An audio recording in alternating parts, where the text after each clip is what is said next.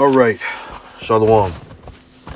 I want to start off by giving all praises to Yahweh Ba'Shem Yahweh Shai Ba'Shem Rachah Wadash, as always.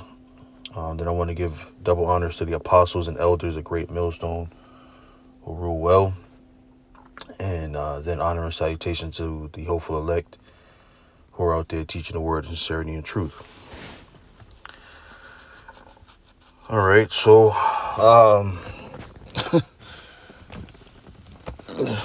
just came across my desk. That's a video of this guy, two witnesses,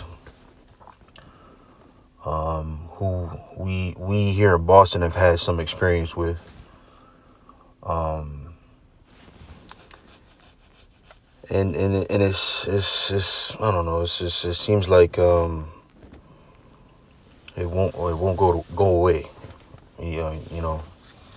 You start to think, all right, maybe he's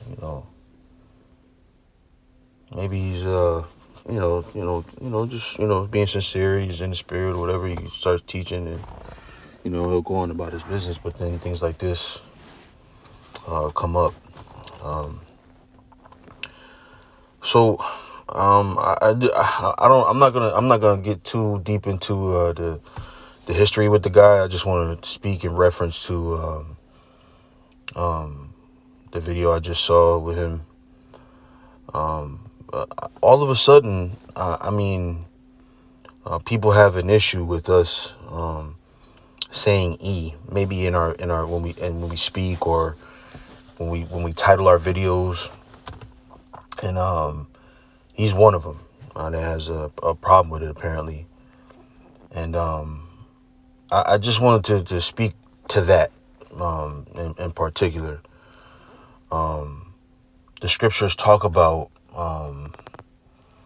a lot of things, right?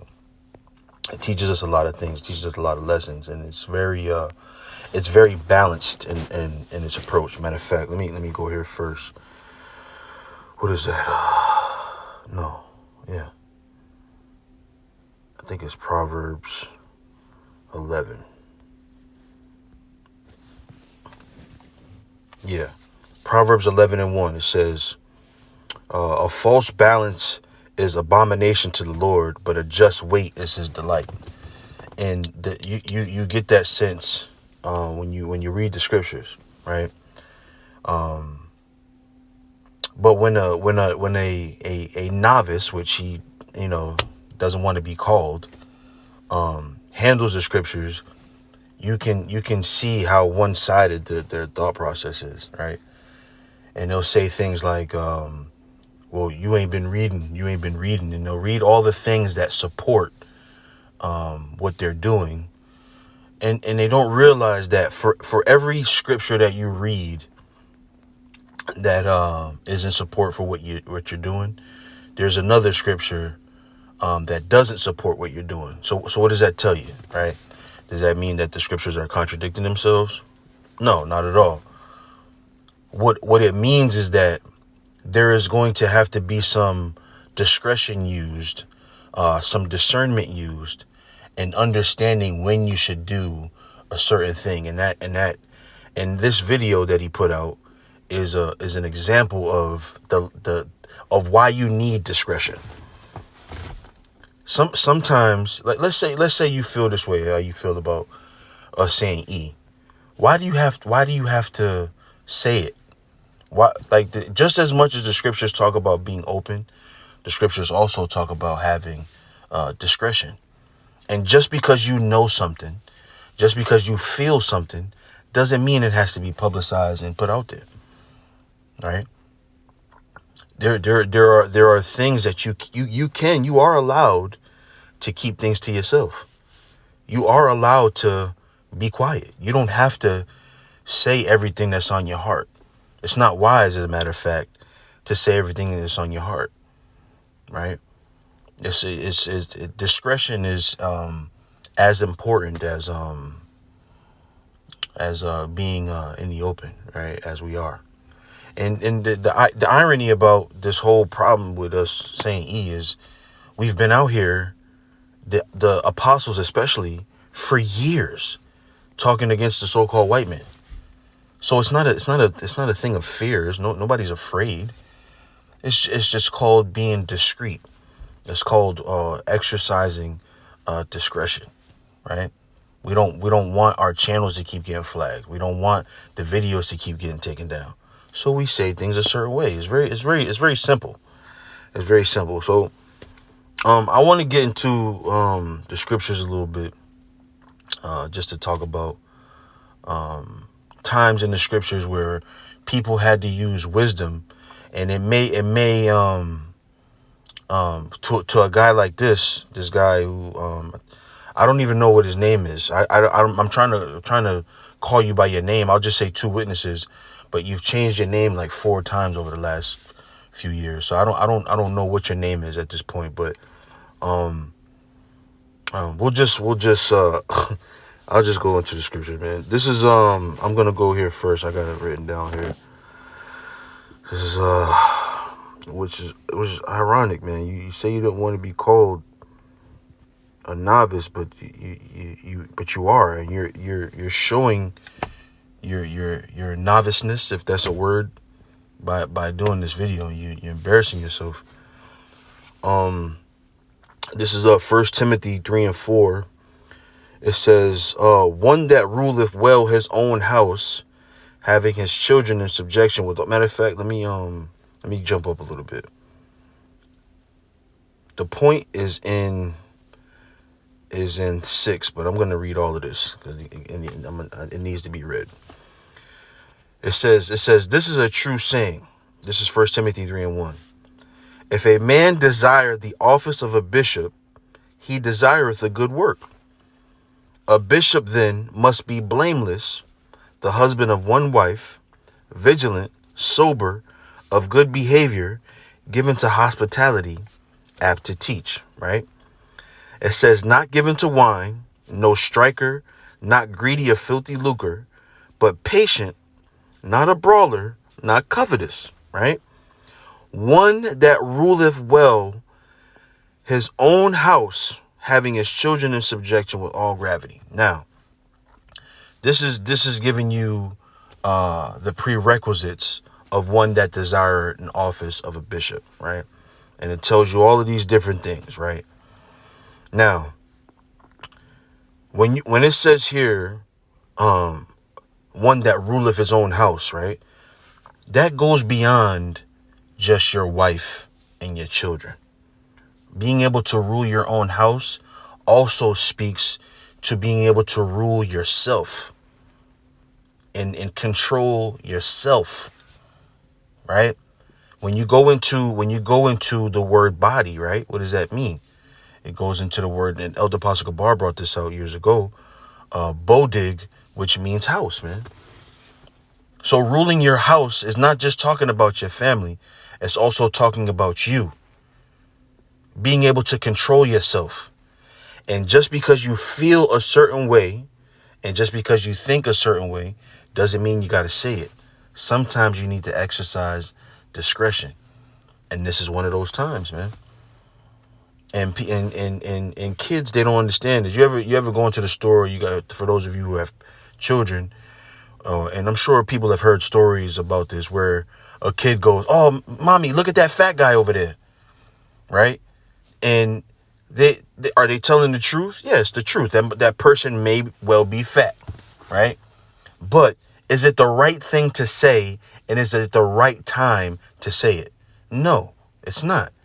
But does a child understand that? No, a child doesn't know how to control himself and be discreet with what he thinks and feels. So they just blurt things out.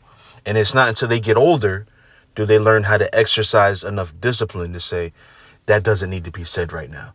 And it can be said in a certain way, right?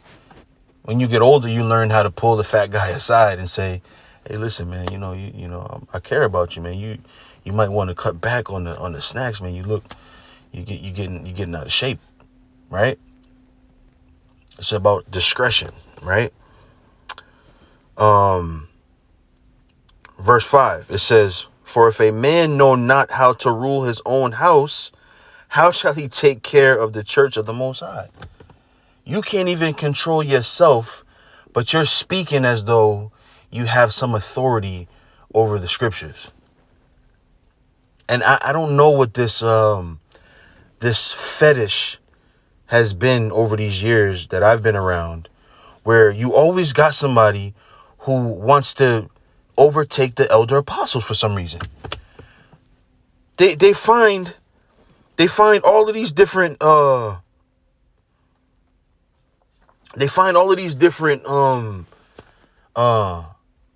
excuses and reasons to say that they got something over the elder apostles. What is the fetish behind that, man? Sometimes you can keep shit to yourself, because you know what happens. You know what I learned in my life when I keep things to myself. I always get the answer in some way. And now I didn't spill my guts all over the fucking concrete. I can now get the correction without even embarrassing myself. And that is a beautiful skill to have and to learn. Now you haven't offended anybody, you haven't embarrassed yourself, right? And you still got your answer that you were looking for, which is really the reason behind your thought anyway, because you want an answer for something, right? Sometimes you just gotta be quiet, man. Just be quiet. There's nothing wrong with that. There's nothing wrong with having an opinion and you're quiet about it. That's okay too, you know. Right? Verse 6, it says, not a novice, lest being lifted up with pride, he fall into the condemnation of the devil. Right? Why not keep yourself from that? Why not save yourself from that? Now you're gonna be on the hot seat. You're gonna be on the hot seat. People are gonna be making videos about you, and you're gonna be mad, and now you're gonna get even more emotional and make more shows.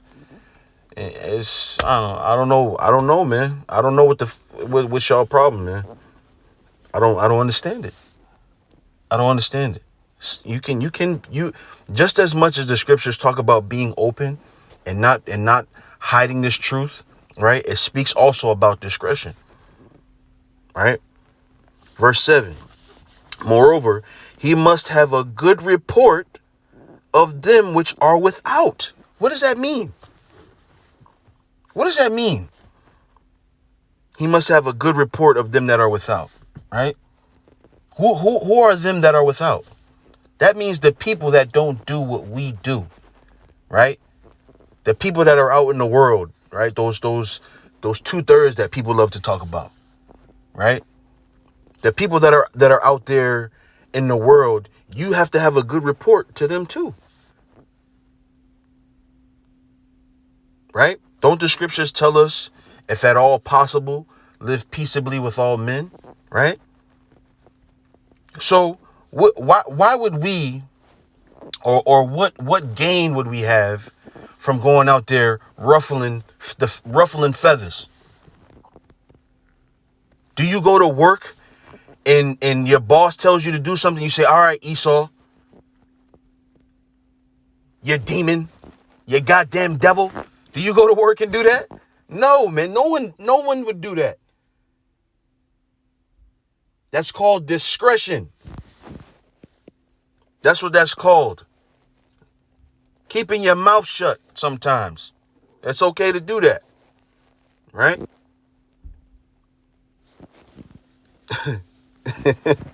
It says, lest you fall into reproach in the snare of the devil. You can get trapped up by not having discretion, man. All right. So I got some examples here of different people who use discretion. I can't even remember what this scripture is right here.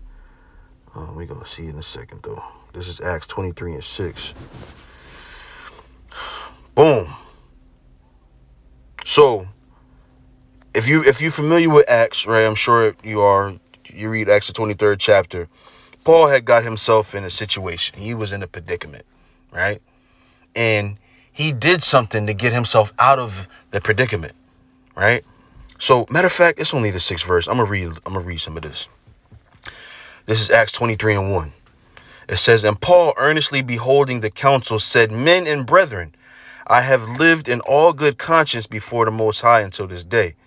And the high priest Ananias commanded them that stood by him to smite him on the mouth."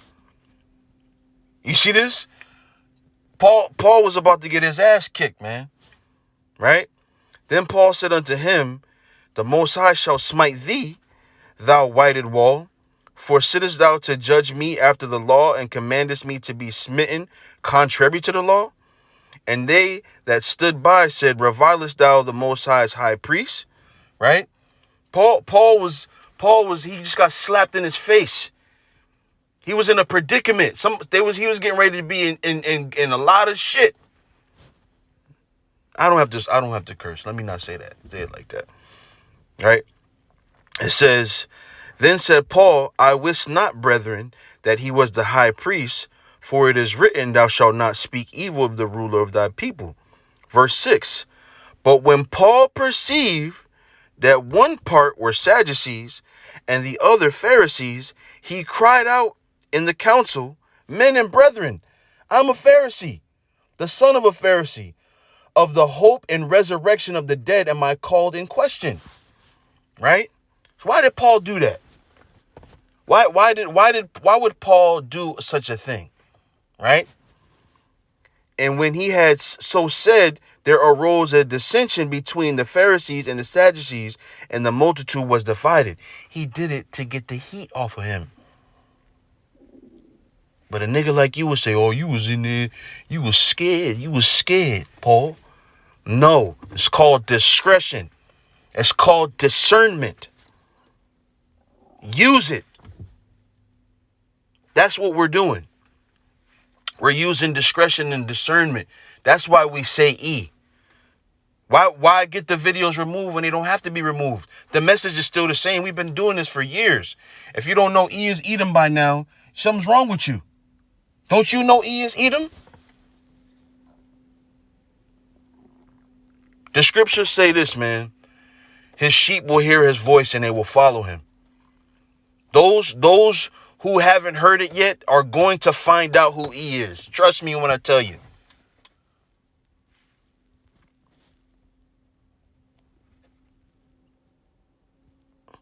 So that's it on that one. I want to go to another example. This is Genesis. Genesis 20, and I'll start at the first verse. It says, "And Abraham journeyed from thence toward the south country, and dwelled between Kadesh and Shur, and sojourned in Gerar. And Abraham said of Sarah his wife, She is my sister. And Abimelech king of Gerar sent and took Sarah. But the Most High came to Abimelech in a dream by night, and said to him, Behold, thou art but a dead man, for the woman which thou hast taken, for she is a man's wife. But Abimelech had not come near her, and he said, Lord, wilt thou slay also a righteous nation? Said he not unto me, She is my sister? And she herself said, He is my brother. In the integrity of my heart and innocency of my hands have I done this. And the Most High said unto him in a dream, Yea, I know that thou didst this in the integrity of thy heart, for I also withheld thee from sinning against me. Therefore suffered I thee not to touch her.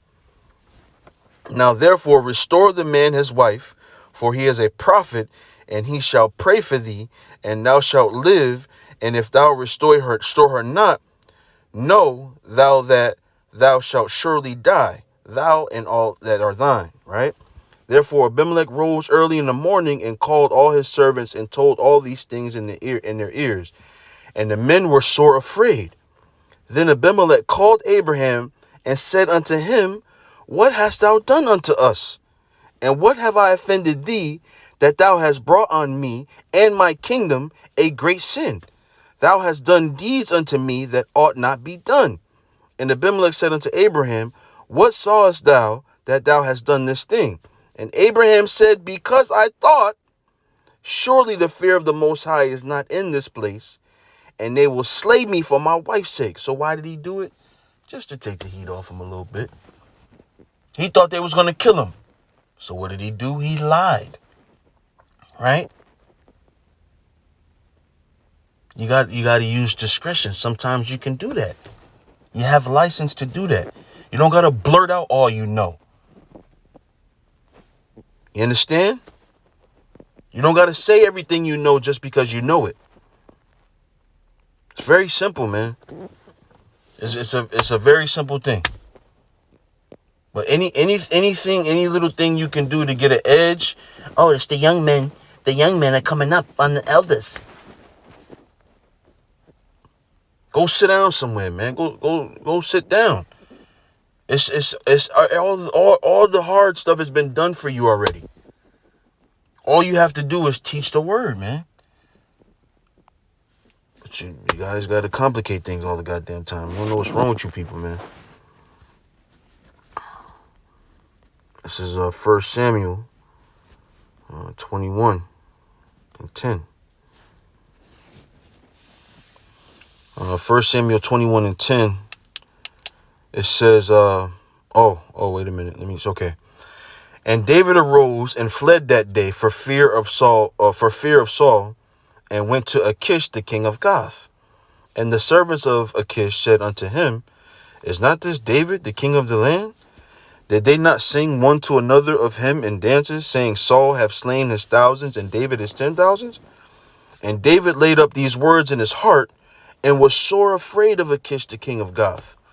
And he changed his behavior before them, and feigned himself mad in their hands, and scrabbled on the doors of the gate, and let his spittle fall down upon his beard. Why would David do something like that? Why would he act like he was crazy? Then said Achish unto his servants, lo, ye see the man is mad, wherefore then have ye brought him to me? Have I need of mad men, that ye have brought this fellow to play the madman in my presence? Shall this fellow come into my house? Why did he do that? He did it to take the heat off of him a little bit. Was he wrong? It spared his life. You niggas is crazy, man. I don't even know what to even say about this anymore. But anyway, that's it. That's all I have written down here. And there's plenty other examples. There's plenty other scriptures that speak to having discernment, man. Having a little bit of discretion. That's why we do what we do. Right? That's why we're doing what and you can learn from that. Having a little bit of discretion. Have your opinions, man. Nobody's telling you not to have your opinions, but keep it to yourself. Or else you making yourself a liar. Why say double honors to the elders and apostles and then talk against them? Doesn't make much sense. All right. So with that, I say shalom.